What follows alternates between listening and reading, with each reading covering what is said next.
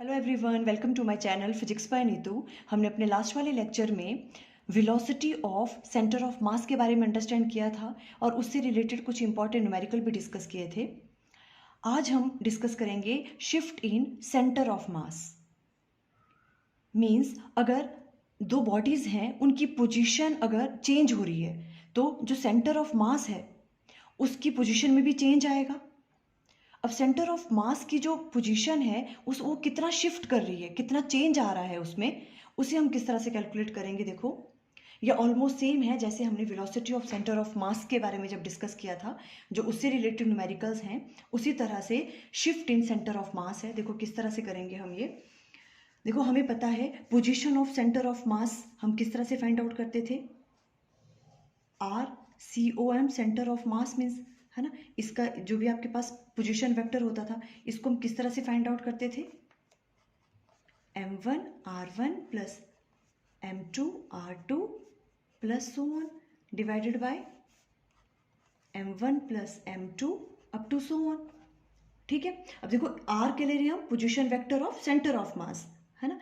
इसे हम किस तरह से ले सकते हैं, X Y and Z axis, उसकी फॉर्म में भी हम राइट डाउन कर सकते हैं, X component, Y component, Z component, है ना। ये हम जनरल राइट डाउन कर रहे हैं। देखो, अगर एक्स के फॉर्म में अगर राइट डाउन करना है हमने एक्स कंपोनेंट, तो हम कैसे राइट डाउन करते थे इसको, x component of centre of mass.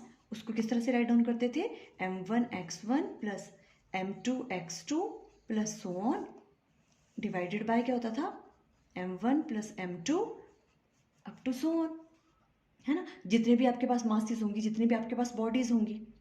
Clear, okay. अब देखो, अगर इसको हम डिफ्रेंशिएट कर दें, ठीक है, तो अगर इसको डिफ्रेंशिएट करेंगे तो क्या आ जाएगी, देखो यहाँ पे वैल्यू dx सेंटर ऑफ मास, ठीक है। और यहाँ पर भी क्या हो जाएगा, देखो जो आपके पास M1 है ना, M1 तो कांस्टेंट है, और यहाँ आ जाएगा dx1 प्लस यहाँ पे आ जाएगा M2 dx2 plus so on divided by M1 plus M2 plus so on, इस तरह से, है ना। अगर हम इसको डिफ्रेंशिएट करते हैं तो देखो, ये जो चीज होती है ये वाली, ये क्या है, change in position of centre of मास। जो सेंटर ऑफ मास की जो पोजीशन है उसमें कितना चेंज आ रहा है, डी का मतलब क्या है, कितना चेंज आ रहा है उसमें, उस पोजीशन में, सेंटर ऑफ मास की पोजीशन में कितना चेंज आ रहा है। और dx1 क्या हो गया, जो आपकी एक बॉडी है, जो भी आपके पास दो बॉडीज है ना, एक बॉडी में जो आपकी फर्स्ट वाली बॉडी है उसमें कितना चेंज आ रहा है, आप उसमें कितना चेंज लेके आ रहे हो।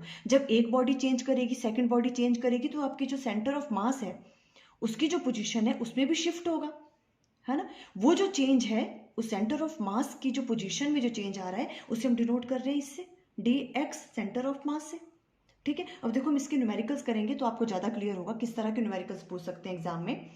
क्वेश्चन है, if 6 kg is moved 2 metre towards right, by what distance 2 kg has to be moved so that center of mass remain at initial position। देखो, आपको पहले गिवन क्या क्या है, दो मासेस गिवन है। एक मास मान लो आप यहाँ पे है, ठीक है, एक बॉडी, और दूसरी वाली बॉडी जो है वो यहाँ पे है, ठीक है। इस वाली बॉडी का मास है 2 kg और इसका मास आपको गिवन है 6 kg, ठीक है। अब देखो, if 6 kg is moved 2 metre towards right, अगर 6 kg जो मास है वो मूव कर रहा है कितना, 2 metre towards right, right side में मूव कर रहा है, ये वाली जो बॉडी है 2 मीटर मूव करी है, ठीक है। By what distance 2 kg has to be moved. अब कह रहे हैं ये 2 kg को हमें कितना मूव करना पड़ेगा, सो that centre of mass remain at initial position, कि सेंटर ऑफ मास की पोजीशन में कोई चेंज ना आए। देखो, इस तरह से क्वेश्चन पूछ सकते हैं। देखो, जब ये दोनों बॉडीज रेस्ट पे थी तो सेंटर ऑफ मास कहीं यहाँ पे होगा, बिकॉज इसका मास बड़ा है ना, उसकी तरफ होता है सेंटर ऑफ मास, यहाँ पे होगा। अब ये क्या कह रहे हैं कि जो 6 kg मास है, अगर वो 2 मीटर राइट की साइड में जो है वो मूव हो गया 2 मीटर, ठीक है, तो अब क्या करना, अब हमें इट भी सेंटर ऑफ मास भी मूव करेगा, ठीक है। तो क्वेश्चन में ये पूछ रहे हैं कि हम 2 kg मास को कितना मूव करें, मींस इसकी पोजीशन में हम कितना चेंज लेके आए कि जो सेंटर ऑफ मास की पोजीशन है उस पर कोई फर्क ही ना पड़े। सेंटर ऑफ मास की पोजीशन जैसे इनिशियल थी, जब वो रेस्ट पे रेस्ट पे थे दोनों बॉडीज, जहां पे थी वो वहीं पे ही रहे सेंटर ऑफ मास, है ना।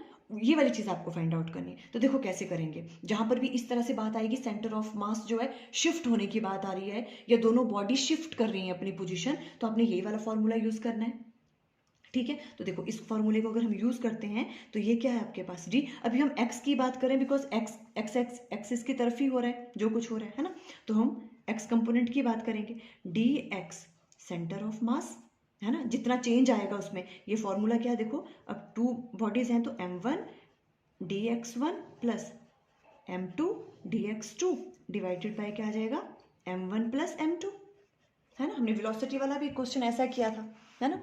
देखो जब वेलोसिटी ऑफ सेंटर ऑफ मास हमने लास्ट वाले लेक्चर में किया था, ठीक है। अब देखो ये क्या कह रहे हैं, अब सेंटर ऑफ मास की पोजीशन में कोई चेंज नहीं होना चाहिए, चेंज नहीं हो रहा है तो मतलब ये क्या है, सेंटर ऑफ मास की जो पोजीशन है उसमें कितना चेंज है, ये वाली वैल्यू होती है वो। अब ये क्या कहना है इस क्वेश्चन में कि ये चेंज नहीं होना चाहिए, या अगर चेंज नहीं हो रहा है तो ये वाली वैल्यू क्या आ जाएगी, जीरो, मीन सेंटर ऑफ मास की जो पोजीशन है उसमें कोई चेंज ही नहीं है ना, तो ये वाली वैल्यू क्या किसके बराबर आ जाएगी, जीरो के बराबर। कोई प्रॉब्लम यहाँ पे, क्लियर। अब देखो, अब यहाँ पे अगर हम m1 इसको वैसे रहने दो, m1 dx1 plus m2 dx2 divided by क्या आ जाएगा m1 प्लस m2, क्लियर। अब यहां से हम क्या क्या चीज राइट डाउन कर सकते हैं, देखो m1 dx1 plus m2 dx2 equal to किसके बराबर आ गया, जीरो, ये इधर मल्टीप्लाई होगा तो जीरो, ऐसे राइट डाउन कर सकते हैं हम इसको, सॉरी अब विजिबल है, देखो m1 dx1 plus m2 dx2, इधर ये इससे मल्टीप्लाई होगा तो इक्वल टू जीरो आ गया, क्लियर। अब इन यहाँ पे वैल्यूज पुट कर दो, देखो हमने क्या किया, m1 dx1 plus m2 dx2 equal to किसके बराबर आ गया, जीरो के बराबर। अब देखो m1 क्या है आपके पास 2 और dx1 हमें फाइंड आउट करना है ना, प्लस m2 कितना आपके पास 6 और dx2 कितना लेके गए, ये dx2 है ना, कितना चेंज आ रहा है उसके उसमें 2 इक्वल टू किसके बराबर है, जीरो के बराबर। ये वाली चीज हमें फाइंड आउट करनी है ना। तो देखो dx1 हमें फाइंड आउट करना है, यहाँ आ जाएगा 2 dx1 प्लस 12 इक्वल टू आ जाएगा जीरो, और यहाँ से आपके पास जो है 2 dx1 इक्वल टू आ जाएगा माइनस 12 के बराबर, और यहाँ से dx1 की वैल्यू आ गई minus 12 divided by 2, means answer क्या आया -6।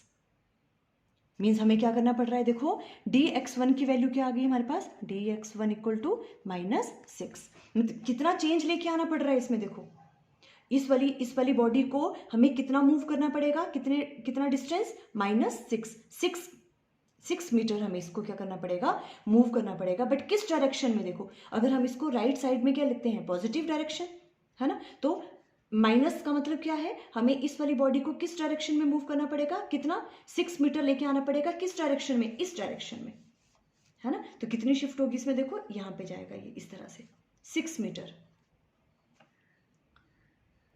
क्लियर है। तो देखो अगर हम इस वाले मास को 2 मीटर इस वाली डायरेक्शन में मूव करते हैं, ठीक है, तो हमें इस वाली बॉडी को 6 मीटर इस डायरेक्शन में मूव करना पड़ेगा, तब जो आपके पास जो सेंटर ऑफ मास है उसकी पोजीशन क्या नहीं करेगी, चेंज नहीं करेगी, जब वो रेस्ट पे थे तब जो पोजीशन थी सेंटर ऑफ मास की वही रहेगी, अगर ये वाला मास जो है वो किस डायरेक्शन में मूव करे, इस डायरेक्शन में 6 मीटर, क्लियर हो गया। देखो इस तरह के क्वेश्चन आ सकते हैं, ये आंसर आ गया आपके पास। अब देखो एक नेक्स्ट क्वेश्चन है, इसी क्वेश्चन को जो हमने अभी सॉल्व किया इसको इस तरह से भी ट्विस्ट करके पूछ सकते हैं। देखो 6 kg mass is moved 2 metre towards right, एक 2 kg मास है और ये 6 kg मास है, ठीक है। अब देखो 6 kg mass is moved 2 metre towards right, 6 kg mass को 2 मीटर राइट में जो है वो क्या हो गया, शिफ्ट हो गया, ठीक है। इस 6 kg मास जो है 2 मीटर मूव किया है, किस डायरेक्शन में, राइट डायरेक्शन में, clear. By how much 2 kg mass should be moved so that centre of mass shift 3 metre towards right from initial position. अब ये कह रहे हैं कि हम 2 kg मास को कैसे मूव्ड करें, कि जो आपके पास सेंटर ऑफ मास है वो जहां वो पहले था, मान लो यहां पे था पहले वो, ठीक है, वो कितना शिफ्ट हो जाए, 3 मीटर टूवर्ड्स राइट, यहां से वो कितना शिफ्ट हो जाए राइट डायरेक्शन में 3 मीटर, यहां से ये 3 मीटर शिफ्ट हो जाए इधर, इसको 3 मीटर राइट में शिफ्ट हो जाइए, हम ये चाह रहे हैं, तो उसके लिए 2 kg मास को किस डायरेक्शन में मूव करना पड़ेगा और कितना मूव करना पड़ेगा, ये क्वेश्चन ये पूछ रहे हैं। अगर 6 kg मास जो मूव कर रहा है राइट डायरेक्शन में कितना, 2 मीटर। क्लियर है? तो देखो सबसे पहले आपको सिंपल फॉर्मूला पता होना चाहिए, ठीक है। शिफ्ट की बात आ रही है तो हमें क्या करना है, शिफ्ट इन सेंटर ऑफ मास वाला फॉर्मूला यूज कर लेना है सिंपली पहले, ठीक है। और वो क्या होता है, देखो डी, अगर हम एक्स कंपोनेंट की बात करें यहाँ पे देखो, तो डी एक्स सेंटर ऑफ मास किसके बराबर होता है, देखो m1 x1 plus m2 x2 divided by m1 plus m2। Clear है? कोई प्रॉब्लम यहाँ पे है ना? अब देखो बाकी चीजें आपको खुद व खुद पता लग जाएंगी। हम इन्होंने क्या कहा, हमें गिवन क्या है, चेंज इन सेंटर ऑफ मास की जो पोजीशन है, सेंटर ऑफ मास की पोजीशन में जो शिफ्ट हो रही है उसकी वैल्यू हमें गिवन है, कितनी है, 3 मीटर। देखो है ना, centre of mass shift 3 metre towards right, और राइट डायरेक्शन में हो रहा है तो साइन कौन सा लेंगे हम, पॉजिटिव ही, है ना। तो इसकी वैल्यू आपको गिवन है 3, समझ आ रहा है, ये वाली चीज आपको गिवन है। ओके, अब m1 आपको गिवन है 2, ये चीज सॉरी यहाँ पे d आएगा, ठीक है, dx1 और dx2 है ये। क्लियर?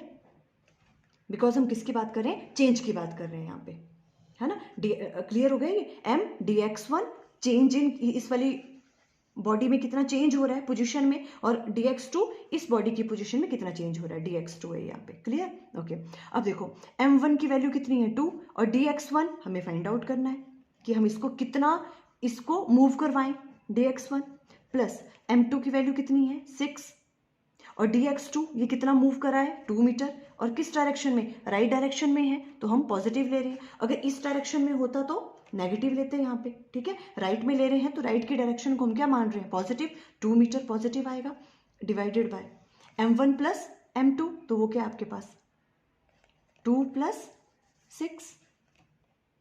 क्लियर होगी ये वाली चीज? ओके, अब देखो इसको हम कैसे राइट डाउन कर सकते हैं, यहीं पे राइट डाउन कर लो, ये क्या आपके पास 2 dx1 प्लस यहाँ आ जाएगा 12 डिवाइडेड बाय 8, ठीक है। तो यहाँ पे हम कैसे राइट डाउन, हम देखो क्रॉस मल्टीप्लाई करेंगे तो देखो इसको हम कैसे राइट डाउन कर सकते हैं, 2 dx1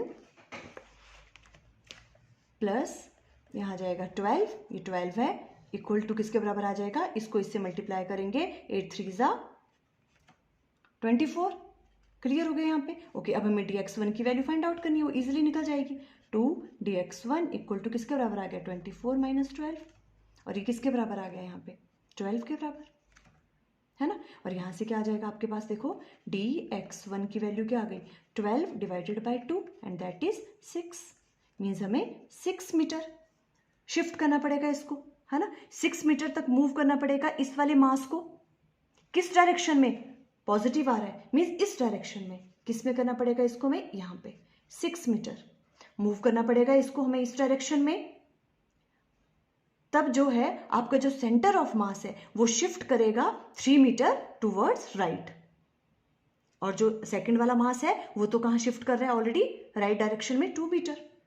इस तरह से आप ये वाले जो है फॉर्मूला लगा के इस तरह के क्वेश्चन सॉल्व कर सकते हो, ठीक है। ऐसे ऐसे क्वेश्चन पूछ सकते हैं, देखो थोड़ा सा ट्विस्ट कर सकते हैं वो क्वेश्चन में। तो देखो आज हमने shift in centre of mass के बारे में अंडरस्टैंड किया, आपके बुक में भी काफ़ी क्वेश्चन है इनसे रिलेटेड, तो इस तरह के क्वेश्चन आप कर लेना, एग्जाम में इस टाइप के क्वेश्चन ही पूछते हैं। Okay, thank you.